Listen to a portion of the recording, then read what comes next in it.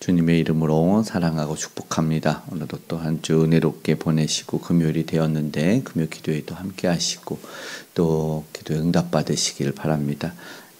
새벽에 국화꽃 향기로 기도에 또 이렇게 영성이 함께 깨어지기를 바라고 또 이 새벽에 마시는 차는 작두공차로서 비염과 감기에 좋다고 합니다. 건강하게 또 힘있게 은혜롭게 또 주님 앞에 나아가기를 소망합니다. 한 잔 마셔야겠다.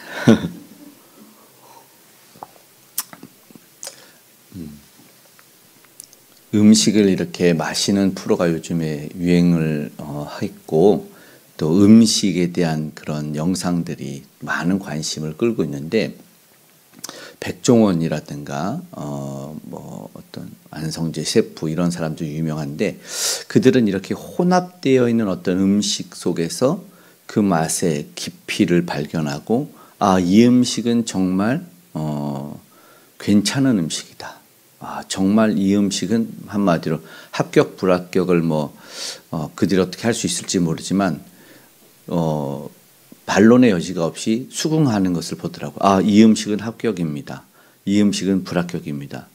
왜냐하면 그들에는 아주 뛰어난 어떤 미각이 있다고도 보지만 그 음식에 어떤 주재료가 어떤 요리의 방법으로 어떤 순서에 맞게 이렇게 들어가 있기 때문이다. 그것을 발견하는 것은 뭐라 그럴까요? 특별한 재능이라고 할까요? 근데 오늘 우리도 사실은 말씀을 상고하면서 그런 재능이 있었으면 좋겠다 생각을 합니다.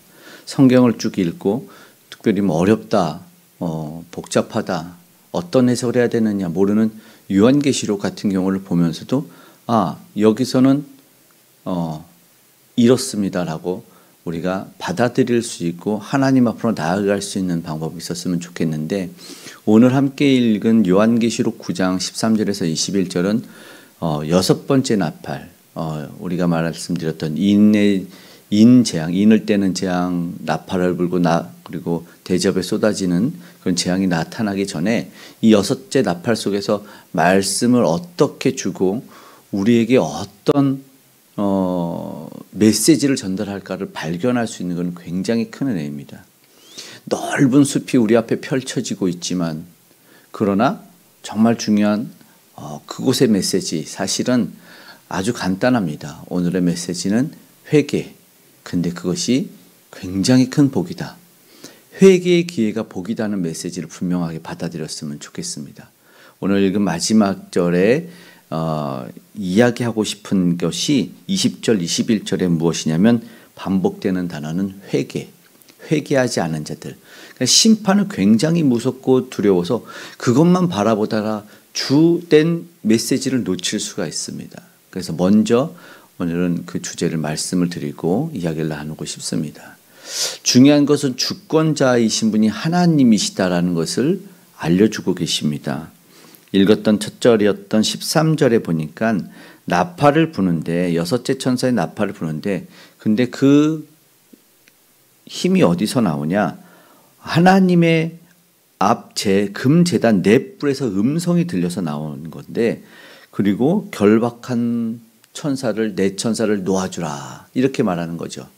앞서 네 곳에서 이제 사방에서 바람이 부는 곳을 붙잡고 있었던 그러니까는 심판과 재앙을 잠시 멈추게 하셨던 분 그리고 다시 나가라고 하시는 분이 하나님이시다. 그러니까 세상의 모든 통치와 주권이 누구에게 있는지 오늘 우리는 당연하게 생각하고 알고 있어야 되고 그리고 이 세상에서의 하나님의 향한 계획은 반드시 이루어지고 성취되고 그분의 구원의 계획은 반드시 이루어지기 때문에 우리는 두려움 가운데 기쁨과 감사 계속해서 말씀을 드리고 있어서 완성되어가는 과정이라는 것을 알았으면 좋겠습니다. 그러나 세상에서는 환난이 오나 위기가 오나 그것만 바라보다가 끝이 납니다. 우왕좌왕하다가 어떻게 하냐 근데 그것이 아니죠. 그것이 어디서 왔고 누구의 손에 의해서 이어져 가고 있는가를 우리는 꼭 봤으면 좋겠습니다. 주된 메시지 그러니까 주목하는 이유는 혼잡하고 시선된 것을 모으는 일인데 사실은 그 메시지는 성경에서 우리에게 주고 있거든요. 누구에게 집중해야 되느냐 어디를 바라봐야 되느냐 그러니까 구원은 우리 주님에게 달려있다라는 것입니다.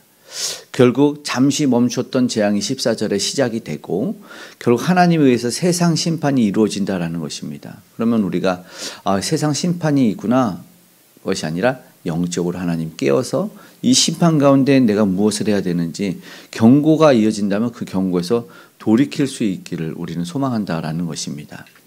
하나님의 경고 속에서 천사들이 이제 놓여서 심판의 때가 이르는데 그들을 보니까 조금 두렵고 무서워요. 3분의 1을 어떻게 하냐면 죽이는데 사람을 죽인대요. 이제 본격적인 심판이지요. 15절에 사람 3분의 1을 죽이기로 준비된 자들이 놓였대요.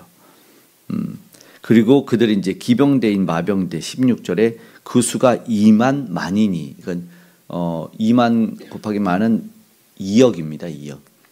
굉장히 많은 숫자가 풀려나서 심판의 도구로 사용이 되는데 재앙이 사람 앞에 임했다라는 것이죠. 그러니까 심판이 이전에는 잠시 멈췄을 때 심판이 임하지 않는구나. 괜찮네. 이 세상에 좀 안일한 태도가 있지 않습니까? 하나님은 안일한 태도를 주는 것이 아니라 하나님이 기다려주시는구나라는 것을 알아야 되는데 그거를 모르고 있는 것 같아요. 다시 사방으로 심판이 네 곳에서 오는 것이죠. 그럼 두려운 심판 앞에서 무엇을 해야 되냐가 이게 말씀드리고 싶은 메시지인데 회개의 기회가 왔다라는 것이죠. 17절에서 19절에 묘사가 나오는데 불과 연기와 유황으로 말미암아 사람 3분의 1이 죽임을 당하니라. 이미 심판이 임한 환상의 모습을 보게 되는데 세상 사람들이 두려워하는 것이 무엇일까 한번 우리는 생각해 본다면 전쟁이라든가 아니면 뭐 테러 아니면 자연의 재해, 지진, 쓰나미 이런 걸로 사람들은 굉장히 두려워하고 어찌할까 그것을 어떻게 피할까 뭐 이민을 할까 뭐 그 땅이 가라앉고 있는 일본들은 외국에다 땅을 사서 이민을 준비한 그런 말도 있긴 하지만 그곳에서 우리가 가져야 되는 메시지는 뭐냐면 믿는 사람들이나 꼭 믿지 않는 사람들도 야 이거는 우리가 신에게 잘못한 것이 아닐까 이런 생각들을 하는 분들이 있어요. 그래서 중요한 것은 돌이켜야 되겠는구나. 도대체 우리와 이 시대는 무엇을 잘못했을까? 그러니까 창조를 거슬렀구나. 지금 막 빙하가 녹고 오존이 파괴되고 뭐 탄소 중립 뭐 이런 얘기는 이거는 우리 인간의 잘못이구나라는 걸 깨달은 거예요. 근데 그 너머에 이 세상을 허락해 주신 하나님의 창조를 영리로 바꾸는 것이 큰 잘못이다라는 것을 깨달으면 더 좋을 텐데 말이죠. 그러니까 세상도 어쩌면 그걸 고백해서 뭐 비가 안 올 때도 산에 올라가서 기도하는 어떤 이 과거에 믿지 않았던 선조들도 있었지만 신의 존재를 의식하는 것, 신 존재 의식이라고 하는 이 말이 굉장히 큰 은혜입니다. 이 곤고함의 때 아니면 두려움과 위기 때 신 존재 의식을 통해서 하나님을 찾는다라는 것은 굉장히 큰 은혜다. 세상에서도 기회이기 때문에 마찬가지요. 두렵고 떨리는 상황이 오는 것보다 어떻게 해야 되느냐, 그럼 이 상황에 무엇을 해야 되느냐를 생각할 수 있는 것이죠. 그때 우리가 이제 앞에서 요한계시록 5장 8절에 성도들의 기도를 담은 향로가 이제 하나님 앞으로 올라가는 것을 보았는데 이게 무슨 기도였는지를 말씀을 이미 드렸어요. 그러니까는 소원 성취, 그러니까는 내가 무엇을 바랍니다. 이게 되게 해주세요. 내가 무엇을 갖고 싶습니다. 이것을 내게 주세요가 아니라 구원에 관한 기도였습니다. 계속해서 이 이후에도 그 금학료의 기도가 나오는데 이거는 하나님 이 위기 때 살려달라는 기도밖에 안 됩니다. 그때 기도들을 한번 우리가 만약에 천사가 되거나 주님의 입장에서 한번 헤아려 보신다면 뭐 아이들의 기도처럼 로봇 사주세요, 인형 사주세요 이런 기도는 없을 것 같아요. 예. 살려주세요, 살고 싶습니다의 기도들이 올려져서 하나님이 그래 내가 응답해야 되겠구나. 출애굽 당시에 내가 너희들의 고통을 보았고 들었노라 하고 강림하시기로 결정하시고 하나님이 은혜와 사랑의 구원의 손길을 펼쳐주시는 것처럼 이제 응답이 임한다라는 것입니다. 그래서 실제로 그 재앙이 눈앞에 펼쳐지고 있을 때 오늘 우리는 그런 기도가 이어져 가고 두려움이 펼쳐질 때 그런 모습이 나타날 것이다 라는 것이죠. 시편에는 32편 6절에 이런 말씀이 있습니다. 이로 말미암아 모든 경건한 자는 주를 만날 기회를 얻어서 주께 기도할지라 진실로 홍수가 범람할지라도 그에게 미치지 못하리이다. 시인은 기도하면 홍수가 범람할지라도 미치지 못하는 그 구원의 길이 열린다라는 것을 이야기하고 있어요. 주를 만날 기회가 얻어진다면 주께 기도하자 이렇게 말합니다. 그러니까 심판을 피하기 위해서 할 수 있는 것은 기도죠. 소돔과 고모라를 멸하기 위해서 내려오셨던 이 여호와의 사자 앞에 아브라함이 중보적 기도는 굉장히 유명한 이야기입니다. 의인이 하나님 50명 있으면 멸하시겠습니까? 45명 있으면요. 40명은요.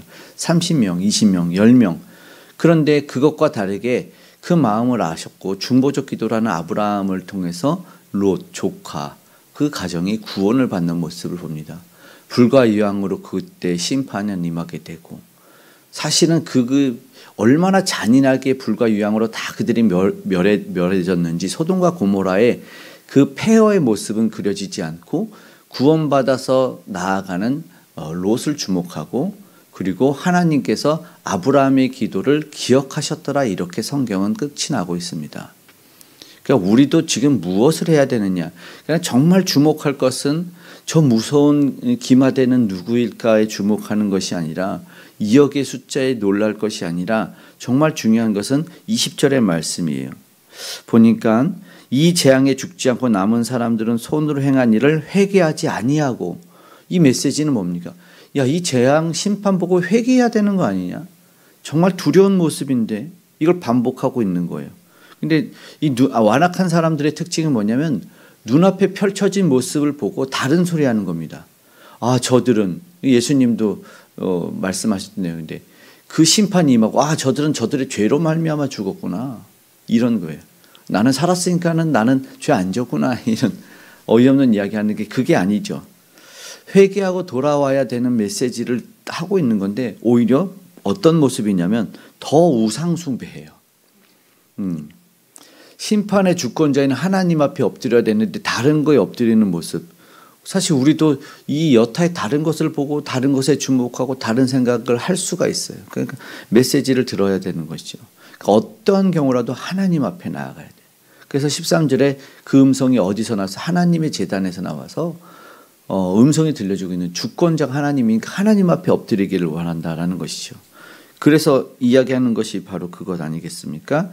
20절에 살인, 복술, 음행, 도둑질을 회개하지 아니하더라 이렇게 메시지를 던져내고 있는 것이죠. 중요한 이야기를 하고 있는 것이에요. 회개하지 않은 모습 속에서 하나님은 심판했다. 결국 우리는 중보적 사명을 주셨고 잘못이 생각나면서 우리는 기도하며 살려내고 민감하게 깨어있기를 바란다라는 것인데 말씀드린 시편 32편 아까 6절을 말씀해서 기도가 홍수를 피하게 한다. 근데 그 1절과 2절의 메시지를 보면 뭐라고 나와 있냐면 그 죄가 아주 중요한 메시지 죄가 가려진 자는 복이 있도다 이렇게 말씀합니다. 그는 뭐냐면 하나님 앞에 나아가서 회개했을 때 그 죄가 없어진 그 죄가 있다는 것이 아니라 가려진 그러니까 2절에는 정죄를 당하지 아니하는 자는 복이 있도다 이렇게 말씀을 합니다.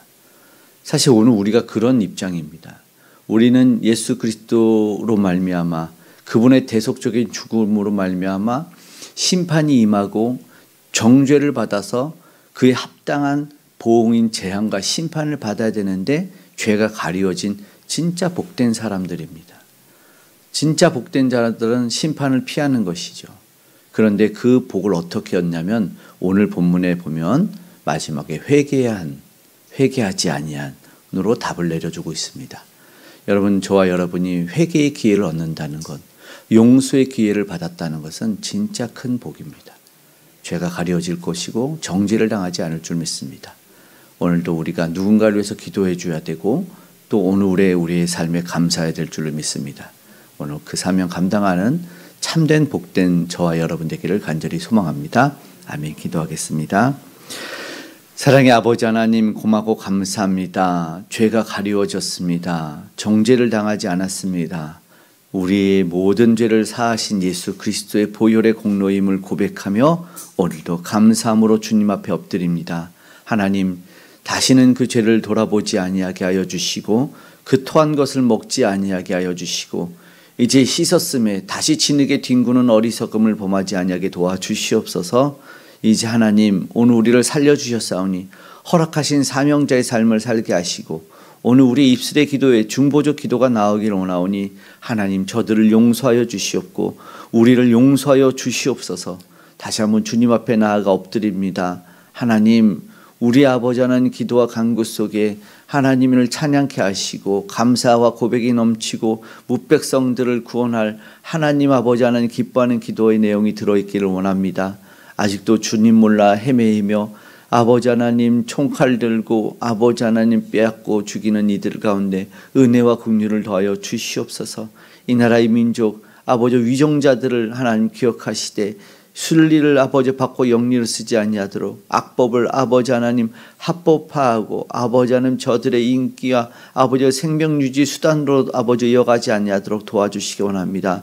참된 창조주 아버지 하나님께 그 주권자 통치자 앞에 엎드릴 수 있는 우리 모두가 되게 하여 주시고 세상이 되게 하여 주시고 그 복음 가운데 살아가는 우리 선교사님들 오늘로 힘과 권능을 덧입혀 주시옵고 북녘의 우상들은 무너지고 힘을 잃게 하시고 아름다운 복음의 통일로 이어져 갈 수 있도록 도와주시옵소서.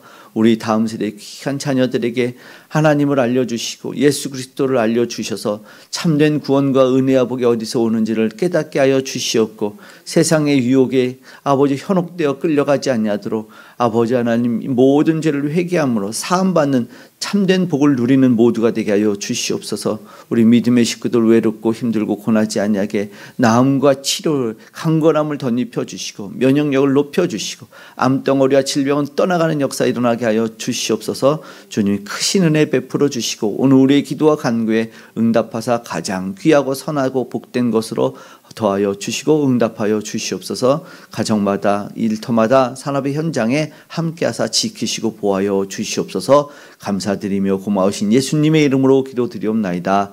아멘.